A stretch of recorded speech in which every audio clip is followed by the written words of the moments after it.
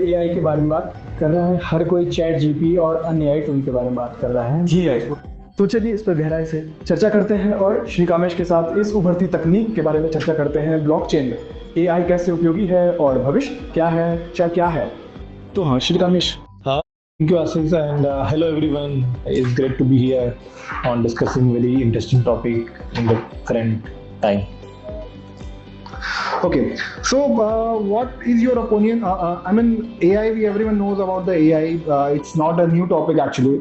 From past 30, 40 years, the agencies and the companies are working on it.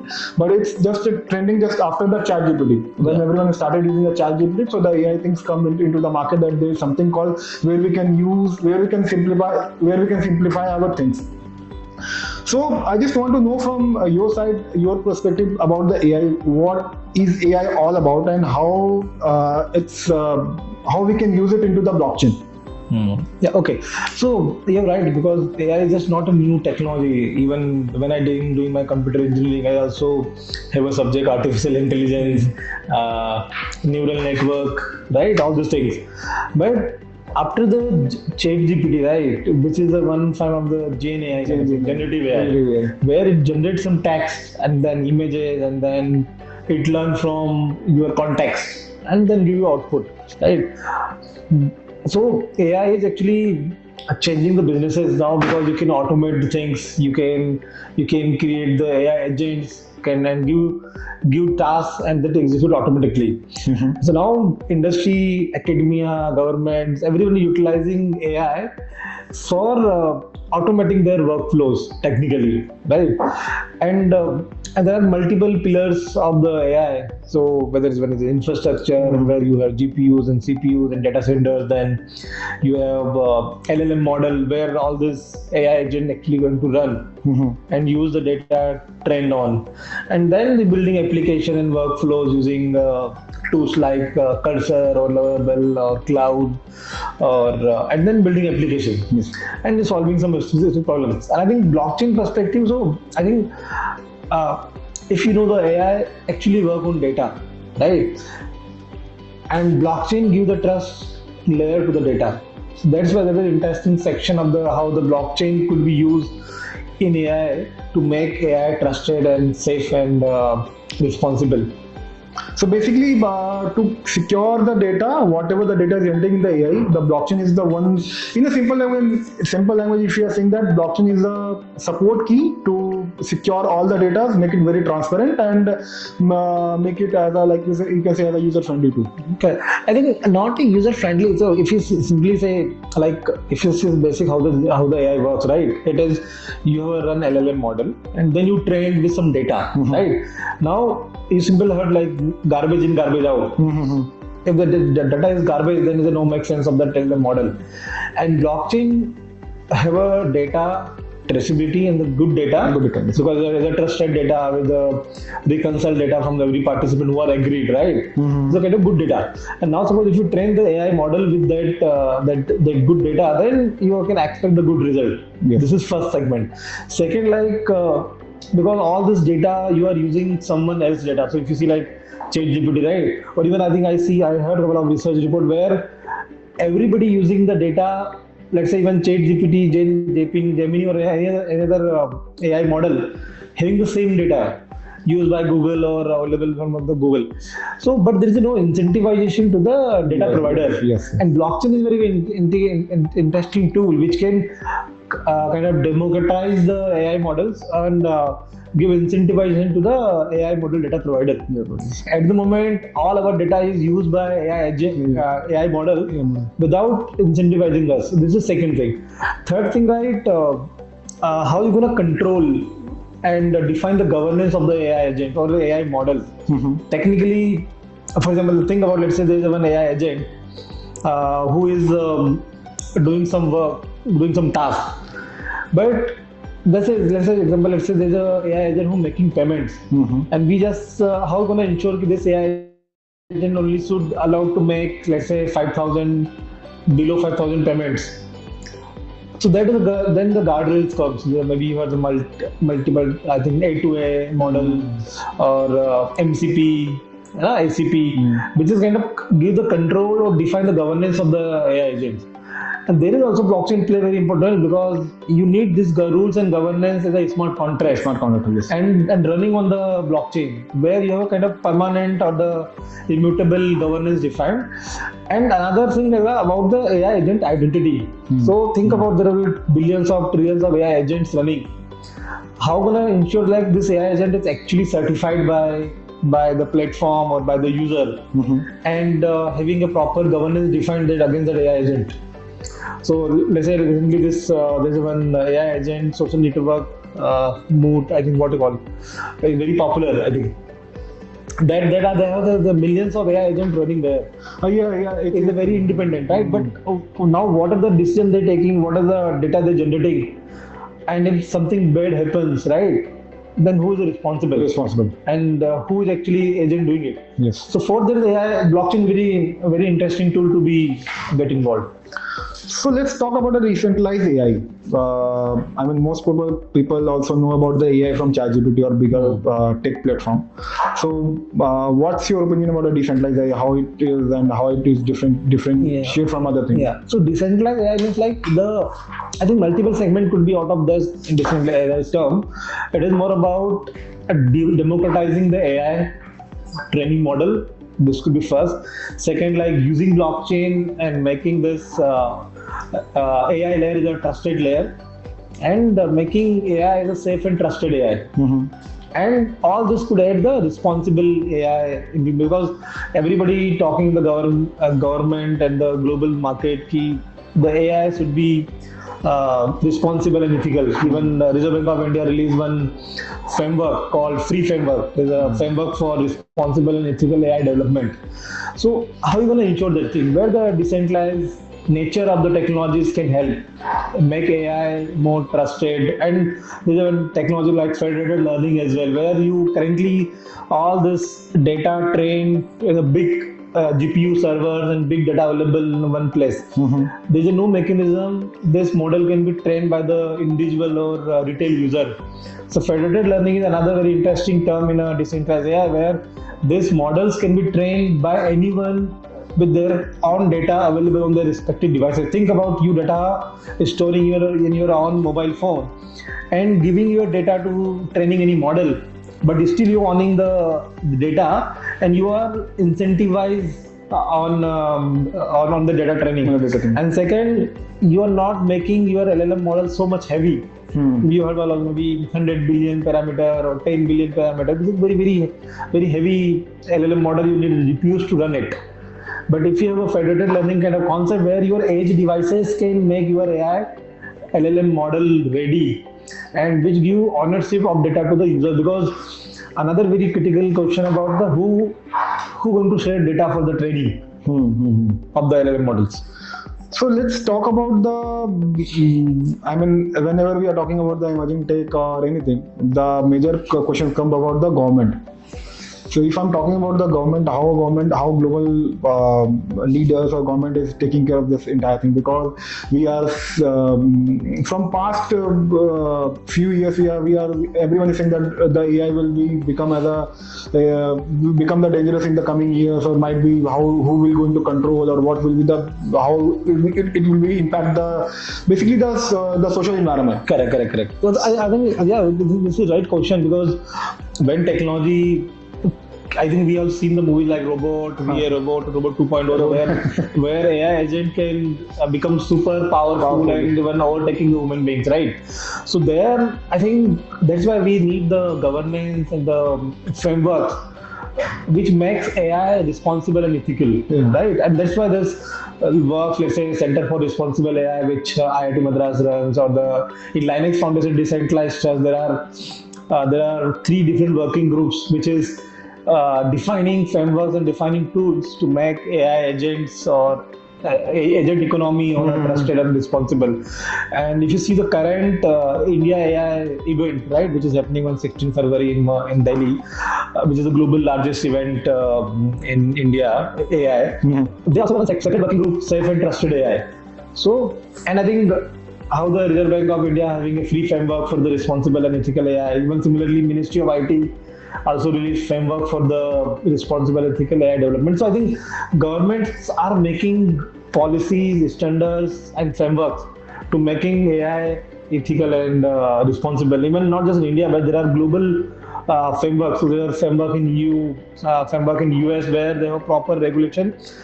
AI should be transparent, auditability, and kind of governance. Yes. Governance driven. It should not be like anybody doing anything. Yes. So, in one word, we can say that blockchain will be act as a trust layer of the AI. Yeah, correct. Blockchain is a trust layer of AI. Let's say there's a project like MIT Nanda, right, which is a kind of creating a trust layer for AI agent economy. Think about there are billions of AI. Let's say how currently we install the iStore or App Store and installing application. Similarly, there could be AI agents could be downloaded and running on your infrastructure. So what is about the reliability or the traceability or transparency or I think there is a simple thing. Let's say if any let's say there are a couple of AI agents doing some tasks and then one outcome comes. Now, if you want to derive how this outcome has been come, which is a requirement of the regulation nowadays, key transparency and traceability of AI agents. How this result has arrived, it should be complete traceability of those outcomes. So there are very interesting projects running globally where they're using blockchain to record every transaction, every action of the AI agents on the blockchain, and when you want to define or give the transparency report, you can use all this thing and say, okay, let's say this is the outcome of the report. Let's for example, if you are allowing AI agent to make a payment on an e-commerce platform, and if something wrong happens, who is responsible? Yes. No, so that is very important. Even recently, interesting story I heard, like Spotify on Spotify. One person created his own music streams using AI, and then created our own AI agents and listening to AI agent and then making money around $10 million of the Spotify. Yes. Technically, this money is fake because it should be given to the actual artist, musicians. Yes. But here, one person who created AI agents and created AI musics and getting money out of it. Same we are seeing into the Instagram and other social media platforms. Also, the people are creating people are using the AI, humanized AI bots, and they are creating videos, generating good number of revenue. They are even few people are already informed, or they are given open statement in the social media that from this AI and we have generated this much of revenue. That is something also, even if you see the LinkedIn nowadays, if you creating any content from any content on the AI, and if you upload on the LinkedIn or any of social media, I recently seen on LinkedIn, they put some CR kind of one tag, and if you click, this is AI generated. So now platform understand what is content is AI generated. Even if you are using some images from some Gemini and all, so they put a CR. It is AI generated. Yes, correct. And this is a requirement of the governments, because if let's say any celebrity talking about some content, right? Maybe AI can generate very, very good content, or maybe a content for any influence, right? So it should be classified as a AI generated to make a fair decision. So yes, I just want to know.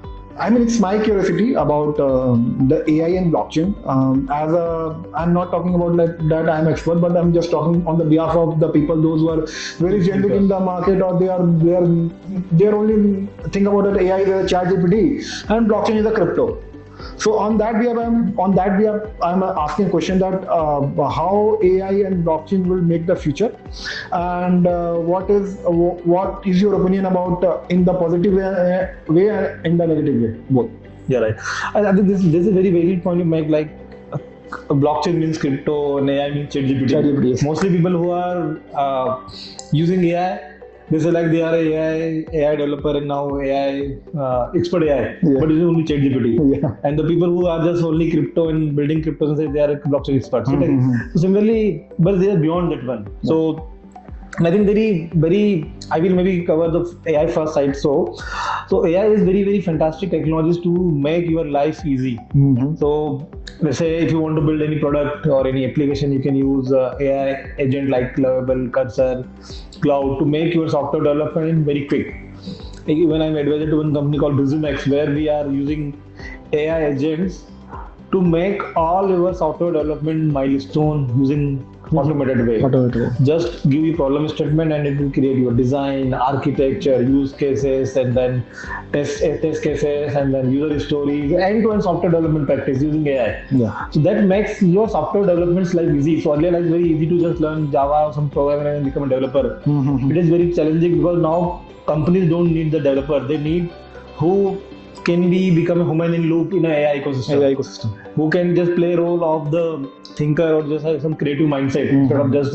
I think even one good quote like earlier intelligence was given a priority. Yeah. Who are more intelligent, or the what call affinity or emotions. But now in the AI thing, intelligence is cheaply available on Google, Gemini, or other thing, right? We can get it easily. Yes. Now the more human people on who psychologically or the humans are understand businesses. No need to technology thing. So this is a good thing. So now you need a developers not for writing code. Our AI agent can write the code. You need to be good understand about the ethics and other fundamental of the human beings. I mean, basically, for using the AI as a coding also or any of the platform, we need a knowledge about the technology also. Correct. Because if why I'm saying that, if I'm writing an entire thing on the AI or a code on the AI, but if I'm not familiar with the technology, so might be if the error will comes up into the particular code, so I'm not able to find the particular error and not able to rectify the error. But I think that AI can also solve it. But I think at the moment AI still is not that much level. Yeah. It could completely take in place of the software development. Yes. Even what I have seen into the social media industries, we can use the complete AI agent and we can implement like the social media post creation to image creation to blog creation and even nowadays AI agent write completely code as well. Yes. In 24/7. But that's why we don't need a developer nowadays. We need more about people or the leaders who can think beyond research mindset. Or who understand what the user think, because or who can interact with the AI, because someone need to interact with the AI to get work done. Yeah. Now, so and blockchain obviously play a very important role making this AI trusted and responsible. Because if you've been building AI agent and AI and who is going to responsibility, because and always if you see any of the framework of the responsible AI, they always say human in loop. Yeah. So this should not make everything autonomous. There should be always human in loop in every AI or workflows. Yes. And that human beings should take a responsibility of the AI agent. Yeah. And the human being taking responsibility of AI agent behavior and output, then it should be a way to record and it should be measure it. And blockchain is a technology to do that thing very well. Perfect. Thank you so much, Mr. Kamlesh, to give a proper insight about the AI and blockchain.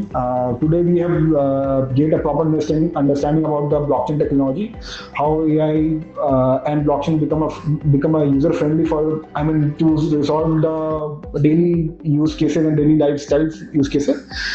So along with that, how is it not only about the crypto? It's not only about the ChatGPT, but it's all about the technology. So thank you so much, Mr. Kamlesh, to give a proper insight. And due to the lack of time and some other commitment, we have to close the session. But the session is very much effective and good. With this note, I am signing off. Thank you, Mr. Kamlesh.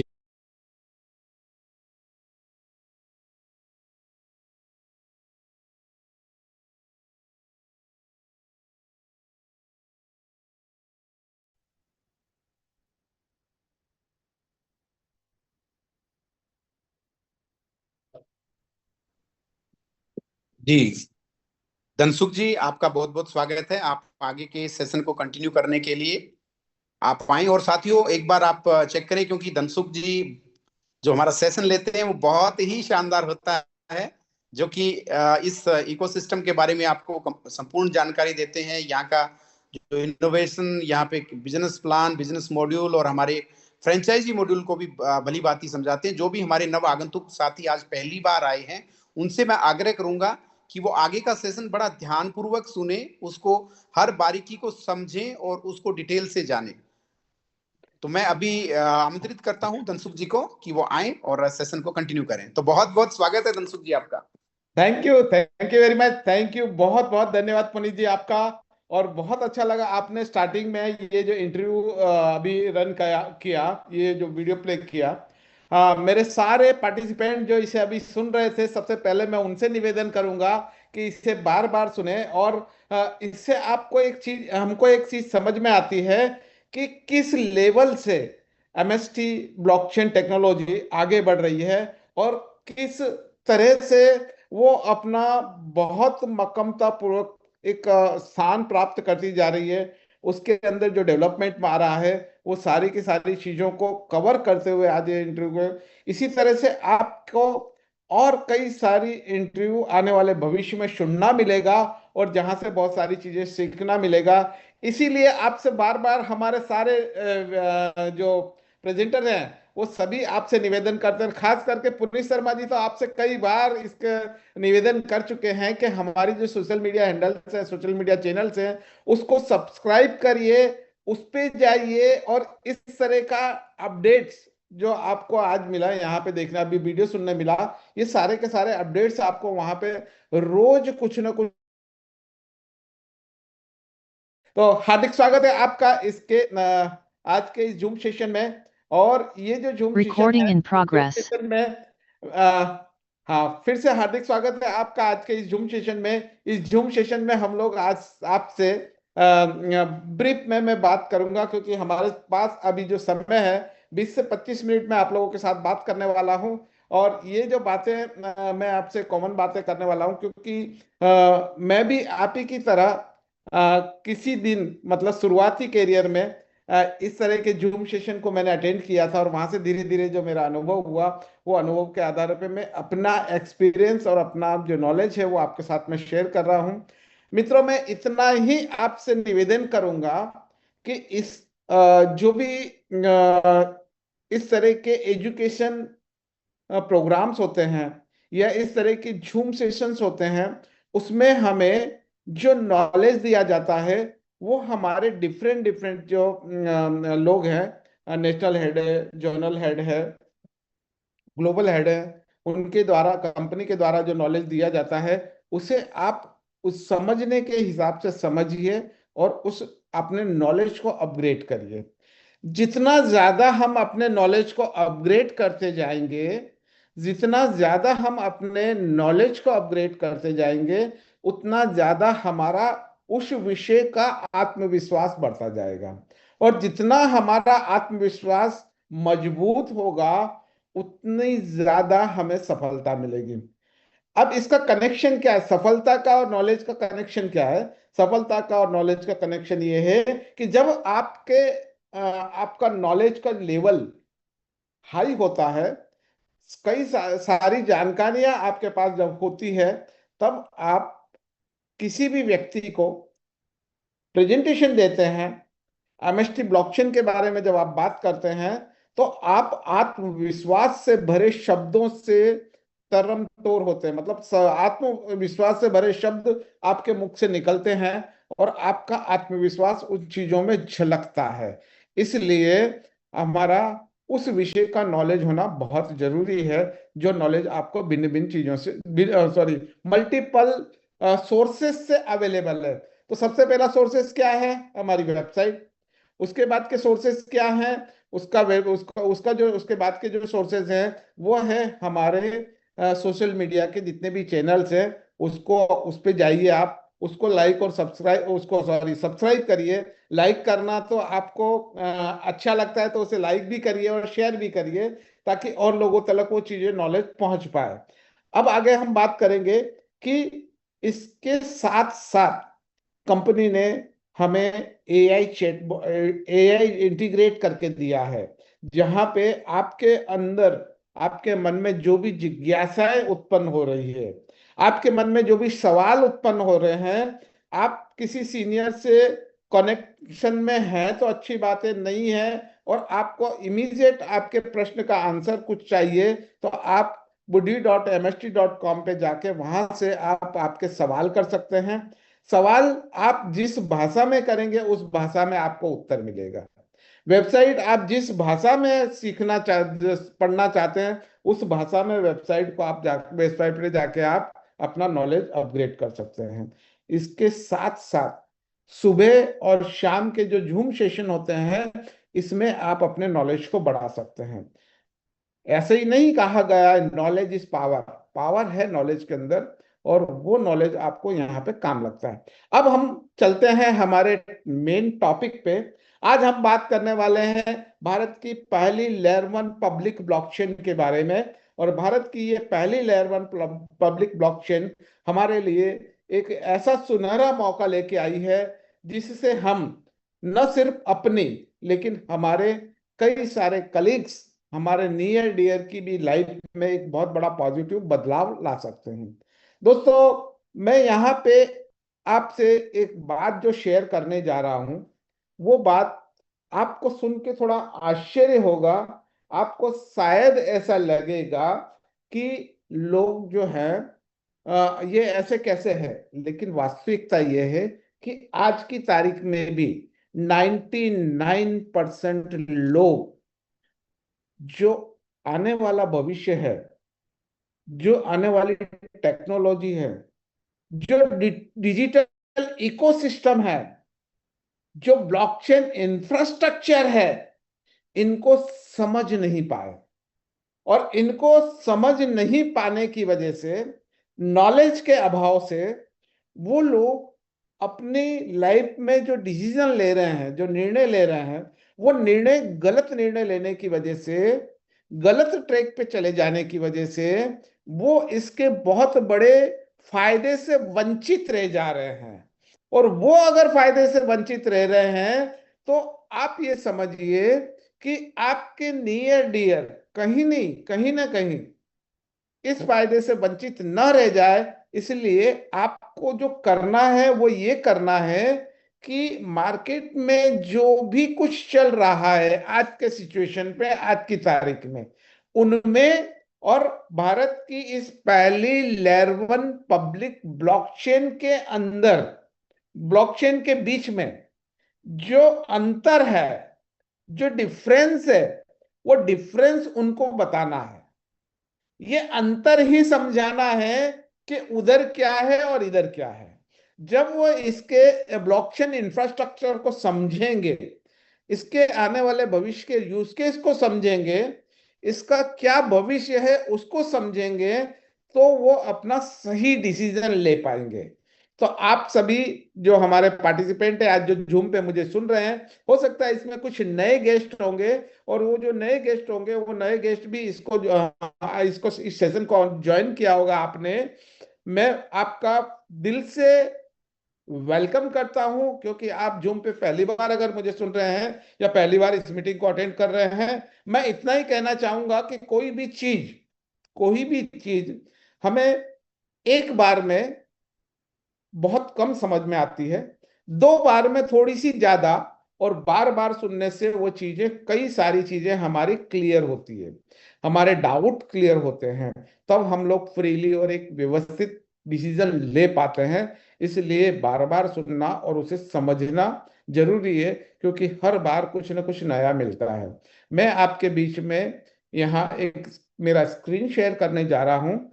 इस screen sharing के साथ साथ मैं अपनी बातें आप लोगों के बीच में रखना चाहूंगा। स्टेप बाय स्टेप हम लोग इसका प्रेजेंटेशन देखेंगे। हमारे पास और 20 से 25 मिनट का समय है। 20 से 25 मिनट के समय में मैं ब्रीफ में बहुत ही शॉर्टली आप आज इसके बारे में बताने वाला हूं, क्योंकि एक बहुत अच्छा मैसेज, एक बहुत अच्छा इंटरव्यू आपने इसकी शुरुआत में देखा, और उसको और देखिएगा, 2 बार 3 बार 4 बार देखिएगा और उसको समझिएगा। ठीक है, तो मैं अपना स्क्रीन आपके बीच में शेयर कर रहा हूं, हम लोग बात करेंगे उसके ऊपर।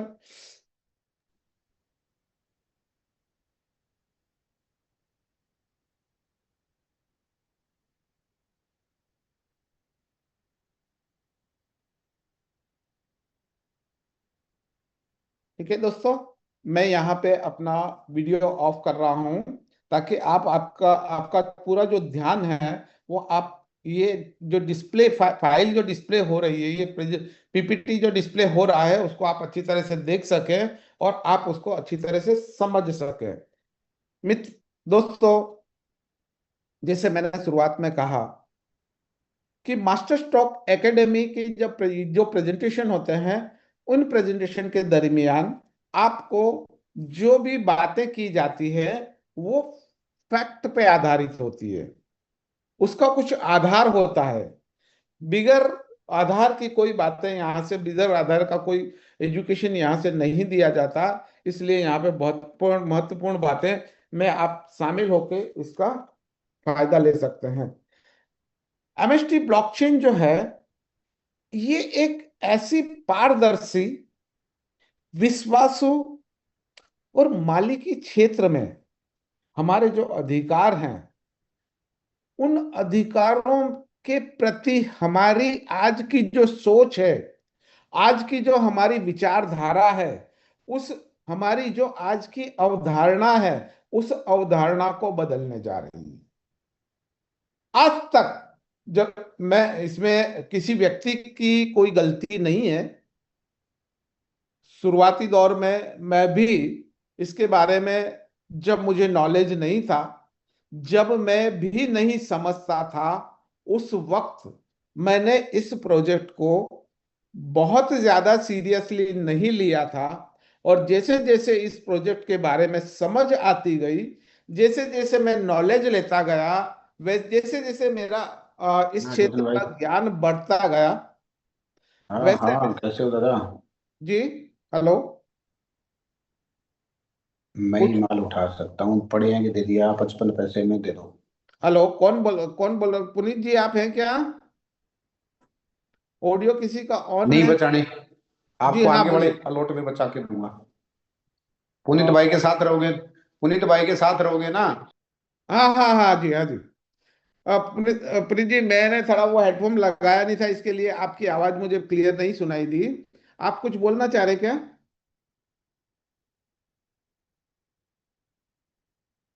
Sir please continue, Jansukh sir continue कीजिए। Okay okay okay okay okay, ठीक है। तो हम जो बात कर रहे हैं, डिजिटल दुनिया में, डिजिटल दुनिया के अंदर एक ऐसी हमारी जो अवधारणा अभी तक के ब्लॉकचेन टेक्नोलॉजी को लेके जो हमारी अवधारणा है, जो हमारा नॉलेज है, उस अवधारणा से बढ़ के बहुत गहराई की चीजें हैं हमें ब्लॉकचेन टेक्नोलॉजी। इसको स्टेप बाय स्टेप हम लोग देखेंगे। यहाँ हम लोग आगे देखते हैं तो एमएसटी का जो विजन है, वो एक ऐसा विजन है जहां पे डिजिटल दुनिया का निर्माण करना। एमएसटी का जो विजन है वो डिजिटल दुनिया का निर्माण करना, जहां सभी को विश्वास, पारदर्शिता और मालिकी हक प्राप्त हो सके, उसके लिए वर्क करना। तो अभी नहीं है क्या? हेलो, अभी नहीं है क्या? है, अभी भी है। लेकिन क्या है, अभी जो है मार्केट में करंट का जो सिस्टम है, ये करंट का सिस्टम अपारदर्शी है, धुंधला है, अपारदर्शी, पारदर्शिता नहीं है उसके अंदर। और क्या है, वो सेंट्रलाइज है, वो केंद्रित है। और क्या है, वो लिमिटेड कंट्रोल है उसका, सीमित, उसका लिमिटेड कंट्रोल है। अभी की ये चीजें हैं। और ये चीजें होने की वजह से आज की जो सबसे बड़ी समस्या है, वो सबसे बड़ी समस्या है ट्रस्ट की समस्या। मतलब विश्वास नहीं है, लोगों के अंदर विश्वास जागृत नहीं हो रहा है इन समस्याओं के कारण। दूसरी बड़ी समस्या है ट्रांसपेरेंसी की समस्या। और तीसरी बड़ी समस्या है मिडलमैन की, मतलब बिचौलियों की समस्या। हेलो, फिर से मैं रिपीट करना चाहूंगा, वर्तमान में जो सिचुएशन है, उस सिचुएशन को अगर देखें तो उस सिचुएशन के हिसाब से अभी जो सिचुएशन चल रही है, वो सिचुएशन के हिसाब से अभी अपारदर्शिता है, अभी केंद्रीकरण है, अभी सीमित नियंत्रण है। इस वजह से ट्रस्ट की, एक विश्वास की समस्या है। दूसरी ट्रांसपेरेंसी की समस्या, पारदर्शिता नहीं है, और तीसरी समस्या है वो है मिडलमैन की समस्या, मतलब कोई भी मिडलमैन जो हमारे बीच में होता है वो उसकी समस्या है। इन समस्याओं का समाधान लेके आई है ब्लॉकचेन टेक्नोलॉजी। और कोई भी टेक्नोलॉजी जो हमारी जो समस्याएं हैं, लोगों की जो समस्याएं हैं, लोग जो चाहते हैं, लोग जिस तरह से आगे बढ़ना चाहते हैं, लोग जो चाहते हैं, उन समस्याओं का समाधान जब कोई टेक्नोलॉजी लेके आती है तो लोग उस टेक्नोलॉजी को बहुत ही अच्छी तरह से उसको एडॉप्ट करते हैं, उसको स्वीकार करते हैं, उसको अपनाते हैं और उसमें आगे बढ़ते हैं। तो आप ये समझ ली, सबसे पहले हमको ये समझना जरूरी है कि ब्लॉकचेन टेक्नोलॉजी को लोग क्यों एडॉप्ट करेंगे, ब्लॉकचेन टेक्नोलॉजी को लोग क्यों स्वीकार करेंगे, ब्लॉकचेन टेक्नोलॉजी ऐसा तो क्या लेके आई है कि जिससे लोगों के जीवन में बदलाव आएगा। ब्लॉकचेन टेक्नोलॉजी हमारे लिए जो चीजें लेके आई है वो चीजें हैं कि यहाँ पे सबसे पहला काम जो इस टेक्नोलॉजी के माध्यम से होगा वो होगा साफ सुथरा, अच्छा, सुरक्षित और वैलिडेटर के द्वारा संचालित परितंत्र, इकोसिस्टम। वैलिडेटर के द्वारा संचालित इकोसिस्टम यहाँ पे हमको मिलने वाला है। इस वजह से ब्लॉकचेन टेक्नोलॉजी को लोग आगे जाके अपनाएंगे।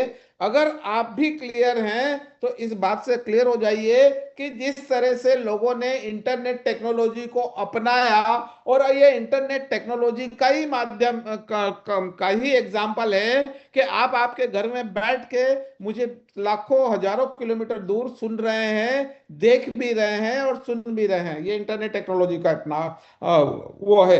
क्या आप और मैं या हम आज अगर हमारे पास इंटरनेट ना हो, हमारे पास मोबाइल ना हो, मोबाइल हो तो उसमें इंटरनेट ना हो, तो क्या हम बेचैनी महसूस नहीं करेंगे?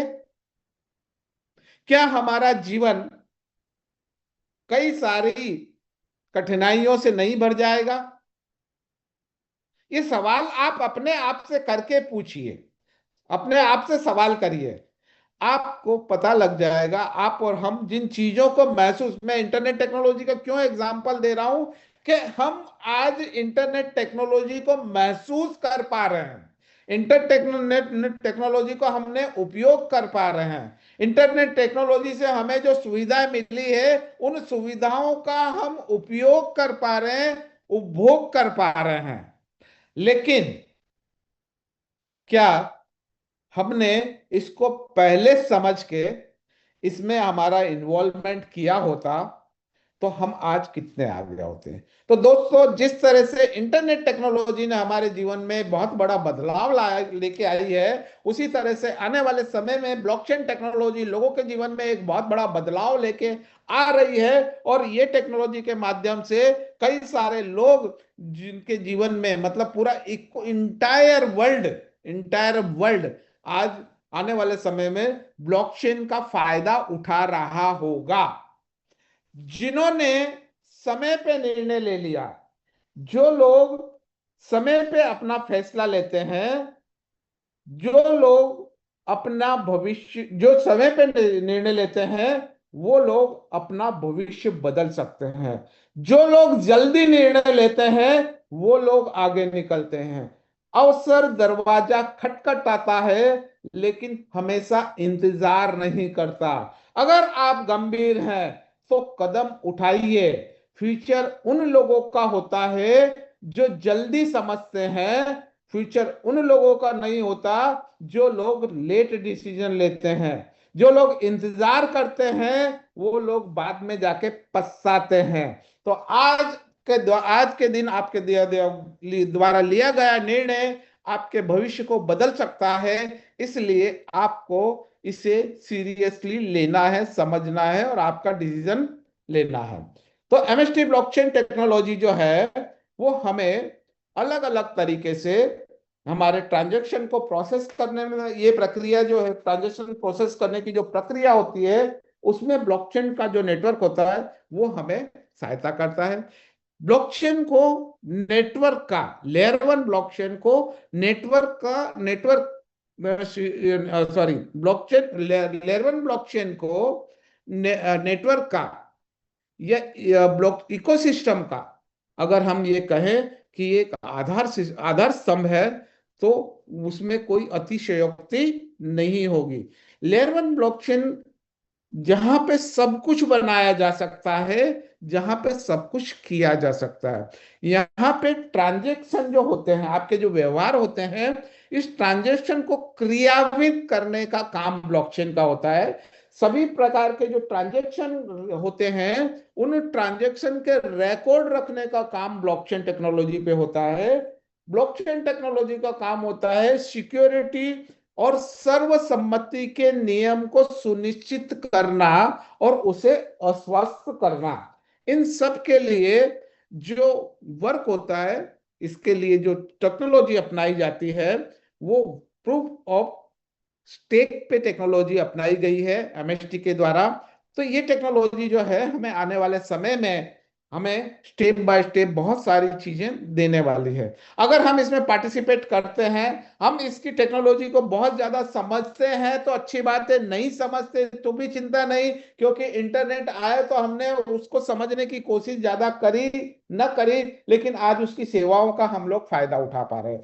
उसी तरह से ब्लॉकचेन टेक्नोलॉजी धीरे धीरे समझ में आएगी। एक दिन में, एक ही बार में समझ में नहीं आती। जब से आप इसको स्टडी करते जाओगे, समझ में आती जाएगी और आप आगे बढ़ते जाओगे, क्योंकि ब्लॉकचेन पे ट्रांजैक्शन प्रोसेस होते हैं बराबर। यहाँ पे सर्वशक्ति नियम जो हमने आगे देखा, उस पे यहाँ पे हम लोग आगे बढ़ते हैं। यहाँ जो ब्लॉकचेन टेक्नोलॉजी है, ये जो डिसेंट्रलाइज इकोसिस्टम है, ये डिसेंट्रलाइज इकोसिस्टम आने वाले समय में स्टेप बाय स्टेप ये एक ऐसा मुकाम आने वाला है जहां पे बैंकों से लेके सारी जो हमारे इंडस्ट्रीज हैं, वो स्टेप बाय स्टेप यहाँ पे आने वाले हैं। हम यहाँ पे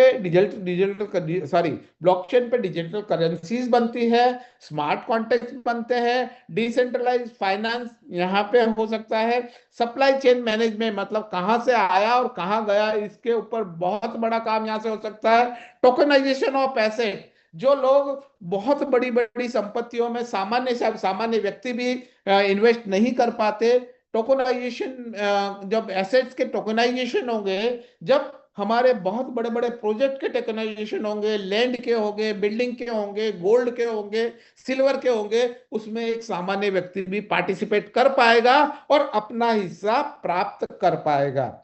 यहाँ पे आपकी आइडेंटिटी और डेटा की सुरक्षा ब्लॉकचेन पे होती है। अब आप देखेंगे कि 2G में क्या था। 2G में जो था वो हम कॉल कर सकते थे। 3G में जो आया उसमें हम लोग टेक्नोलॉजी का यूज जरूर कर रहे हैं, फेसबुक का यूज कर रहे हैं, व्हाट्सएप का यूज कर रहे हैं और कई सारी चीजों का हम लोग यूज कर रहे हैं। ये 3G 4G 5G टेक्नोलॉजी है, लेकिन आने वाली जो Web3 टेक्नोलॉजी है, उसमें और इसमें अंतर क्या है? और उसमें और इसमें बेसिक अंतर ये है कि 2G के अंदर खाली हम लोग कॉल कर सकते थे, मैसेज कर सकते थे। 3G में हम लोग देख भी सकते हैं, सुन भी सकते हैं, लेकिन Web3 टेक्नोलॉजी के अंदर उसमें और इसमें अंतर यह है कि अभी हमारा जो डाटा है, हमारा इंटरनेट पे जो हमारा डाटा है, वो डाटा सुरक्षित नहीं है। हेलो, वो डाटा सुरक्षित नहीं है। Web3 टेक्नोलॉजी उसे सुरक्षित बनाने का काम करेगी और ये उसको सुरक्षित बनाने का काम करेगी Web3 टेक्नोलॉजी, ब्लॉकचेन टेक्नोलॉजी। तो यहाँ पे एक चीज और जुड़ जाएगी, वो जुड़ जाएगी सोने पे सुहागा। मतलब आपका आप ट्रांजैक्शन भी करिए, टेक्नोलॉजी का फायदा भी उठाइए और आपका डाटा भी बिल्कुल सुरक्षित हो जाएगा। ये चीजें ब्लॉकचेन टेक्नोलॉजी के माध्यम से होने जा रही है, इसलिए ब्लॉकचेन टेक्नोलॉजी हमारे लिए फायदेमंद है। आगे चलते हैं हम लोग। यहाँ पे आप आने वाले समय में फाइनेंस सेक्टर में, सप्लाई चेन मैनेजमेंट में, हेल्थ केयर में, रियल एस्टेट में, एनर्जी एंड यूटिलिटीज में, मीडिया एंड एजुकेशन में और पब्लिक सेक्टर में ये ब्लॉकचेन टेक्नोलॉजी कई सारे बदलाव लेके आ रही है, इस ट्रांसपेरेंसी लेके जा रही है। इस टेक्नोलॉजी का फायदा उठाने का एकमात्र रास्ता है, वो है कि हम इसमें अपना अगर इसका फायदा उठाना चाहते हैं तो वैसे तो मल्टीपल है, लेकिन हमारे एक सामान्य व्यक्ति के लिए, कि अगर एक सामान्य व्यक्ति की मैं बात करूं तो एक सामान्य व्यक्ति का इधर फायदा उठाने का जो मौका दिया गया है एमएसटी के द्वारा, वो दिया गया है। इसके नोड होल्डर हम लोग बन सकते हैं, इसके वैलिडेटर हम लोग बन सकते हैं, इसके फ्रैक्शन होल्डर बन के हम इसका फायदा उठा सकते हैं। तो फ्रैक्शन होल्डर का काम क्या होता है, वैलिडेटर का काम क्या होता है? वैलिडेटर का काम होता है कि लेजर की कॉपी रखना, मतलब नोड को वैलिडेट करना, ट्रांजैक्शन को वैलिडेट करना। जो ट्रांजैक्शन वैलिडेट किए जाते हैं तो आप जो सर्वसम्मति के नियम का जो सिस्टम है उसमें पार्टिसिपेट करते हैं, इसके ब्लॉक के अंदर आपके ट्रांजैक्शन को वैलिडेट करते हैं, और आपको वो वैलिडेशन के लिए फिजिकली इन्वॉल्वमेंट की आवश्यकता नहीं पड़ती। आप जब यहाँ पे आपके रिवॉर्ड्स जो मिल रहे हैं आपको, उसको स्टेक करते हैं तो ये प्रक्रिया ऑटोमेटिक हो जाती है और आपको फिजिकली इन्वॉल्व होकर उसमें वो कुछ करने की आवश्यकता नहीं पड़ती। तो आप जब प्रूफ ऑफ स्टेक के माध्यम से इस टेक्नोलॉजी में अपना योगदान देते हैं, उस योगदान के बदले में आपको यहां से कंपनी बहुत ही अच्छे रिवॉर्ड देती है, और वो रिवॉर्ड देती है इस ब्लॉकचेन के नेटिव कॉइन के माध्यम से। और इस ब्लॉकचेन के जो नेटिव कॉइन आपको रोज रिवॉर्ड्स के रूप में आते हैं, वो रिवॉर्ड्स के रूप में आपको ये चीजें मिलती है। आगे चलते हैं हम लोग कि यहाँ पे आप अपना वैलेट सेट करके इसमें नोट परचेस कर सकते हैं, डेली रिवॉर्ड कमा सकते हैं, और एनी टाइम उसको विड्रॉ कर सकते हैं। इसकी जब शुरुआत हुई थी तब ये 3 नोट कंपनी के पास अपने पास थे, 18 नोट अभी अवेलेबल है। ये 18 नोट, टोटल 18 नोट पब्लिक के लिए अवेलेबल है, अभी अवेलेबल नहीं है, पब्लिक के लिए 18 नोट अवेलेबल है। अभी 9वां नोड जो है वो रनिंग कंडीशन में है। टोटल 21 नोड इंट्रोड्यूस होने वाले हैं और इसका फायदा हम लोग ले सकते हैं। ये परमानेंट नहीं है, लंबे तलक चलने वाली प्रक्रिया नहीं है। ये कभी भी नोड जब खलास होंगे तो ये जो मौका हमें मिला है जीवन में, कभी भी ये मौका मिलने वाला नहीं है। ये अभी फिलहाल जो इसकी वैल्यू है, एक नोड की वैल्यू 14 करोड़ है। 70,000 यूनिट बनने की वजह से वर्तमान में इसकी वैल्यू चल रही है 3100-3200 रुपए में। आप एक इसका यूनिट परचेस कर सकते हैं। इसकी वैल्यू स्टेप बाय स्टेप बढ़ती जाती है, इसका एल्गोरिदम है उसे इस तरह से बढ़ती जा रही है, और स्टेप बाय स्टेप हमको जो रिवॉर्ड मिल रहे हैं उसकी संख्या कम होती जाती है। हर ब्लॉकचेन के सिस्टम में एक सिस्टम होता है जिसको हम हाल्विंग कहते हैं। हाल्विंग पीरियड इसका जो है वो इंट्रोड्यूस 7 नवंबर को है। 7 नवंबर 2026 को इसका पहला हाल्विंग है। उस दिन इसकी सप्लाई जो है वो टोटल आधी होने वाली है, इसलिए डिमांड और सप्लाई का नियम जब काम करेगा इसका एडवांटेज लोगों को मिलने वाला है। शुरुआत में इसकी प्राइस 1 से 2000 थी, अभी 2000 से 11000 के बीच में चल रहा है, और आने वाले समय में इसी एक ही इलेक्शन की प्राइस 11000 से लेकर 20000 होने वाली है। उसका फायदा हम लोग कैसे उठाएंगे उसके ऊपर डिपेंड करता है। कंपनी के जो टोटल एमएसटीसी कॉइन है उसकी सप्लाई 8.4 बिलियन है, और इसका जो हाल्विंग पीरियड है हर 2 साल में है, उसमें आप दे सकते हैं। तो हर 2 साल में हाल्विंग पीरियड होने की वजह से हर 2 साल में इसकी जो सप्लाई है वो अभी पर यहाँ पे स्टार्टिंग रिवॉर्ड जो है 200 एमएसटीसी पर ब्लॉक, मींस एवरी 3 सेकंड, हर 3 सेकंड में जो बन रहे हैं वो 200 से घट के 100 रह जाएंगे, 50 रह जाएंगे, 25 रह जाएंगे। इस तरह से पूरे 20 साल में ये घट के कम होने वाले हैं। फायदा अभी लेने जैसा है, आप इसका फायदा उठा सकते हैं। ब्लॉकचेन रिवॉर्ड्स धीमे धीमे इसकी जो संख्या है वो धीमे धीमे करके घटती जा रही है। आज आपके द्वारा लिया गया निर्णय, आपके द्वारा लिया गया डिसीजन ही आपको यहाँ पे सफलता दिलाएगा, क्योंकि देर करने वाले जो भी देर करते हैं वो अपना एक बहुत अच्छा मौका यहाँ पे गंवा देते हैं। आप यहां तक आए हैं, इसका मतलब कुछ बड़ा करना चाहते हैं। मतलब आपने इतना सुना, आप कुछ बड़ा करना चाहते हैं, हम आपके साथ हैं, मिल के साथ में आगे बढ़ेंगे। समय का इंतजार मत करिए, समय ही सही होगा तब जब आप आपका निर्णय प्रॉपर समय पे लोगे। जो लोग सीखते हैं, मतलब आज आपने सीखा है, जो लोग सीखते हैं वही आगे बढ़ते हैं।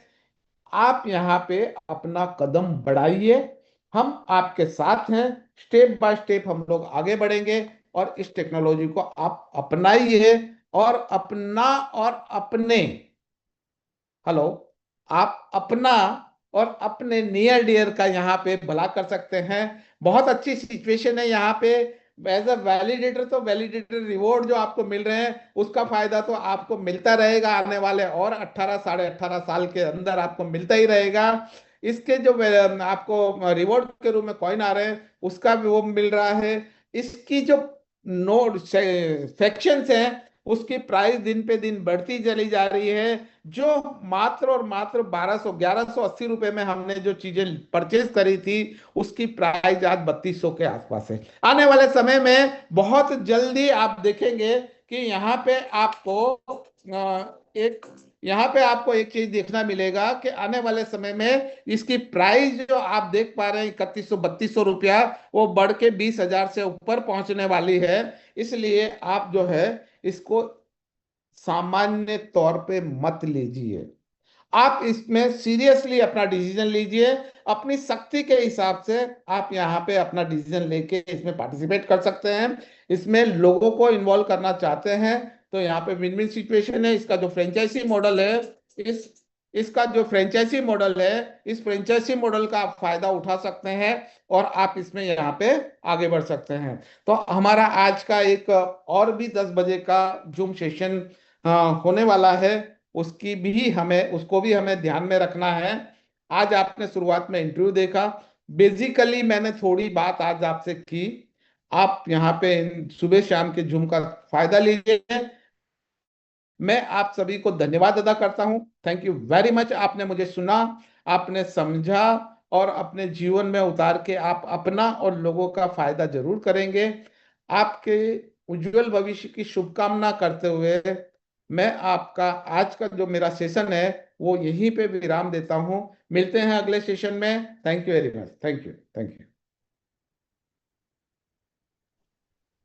बहुत बहुत धन्यवाद धनसुख जी। और आज का सेशन बहुत ही शानदार रहा साथियों। एक जरूरी सूचना आप सभी के बीच में आपको बतानी है कि जो हमारे अचीवर्स जिन्होंने 3 लाख का बिजनेस करके 3 डेज ट्रेनिंग प्रोग्राम को अचीव किया था, वो अपना गूगल फॉर्म 8 तारीख से पहले कंप्लीट कर लें। उसके बाद कोई भी एंट्री एक्सेप्ट नहीं की जाएगी। तो आप सभी अपना प्लानिंग करें। सभी अचीवर्स के पास कंपनी की ऑफिशियल साइट से मेल जा चुका है, वो अपनी मेल आईडी चेक करें, उसमें पूरा शेड्यूल है वो चेक करें और अपनी टिकट्स बुक करें। Recording stopped. हमें पूना 23 तारीख को अर्ली मॉर्निंग पहुंचना है हमारे corporate office Pimpri Kohinoor world tower Pune में। वहां से पंचगनी के लिए अलग अलग बसेस का भी उसमें शेड्यूल बताया गया है। तो आप सभी उसी के अकॉर्डिंग अपना गूगल फॉर्म भरें और अपनी टिकट्स कंफर्म करें। इसी के साथ आज की जूम सेशन को हम यही विराम की ओर लेके चलते हैं साथियों। मिलते हैं सुबह 9 बजे सेशन में। जय हिंद।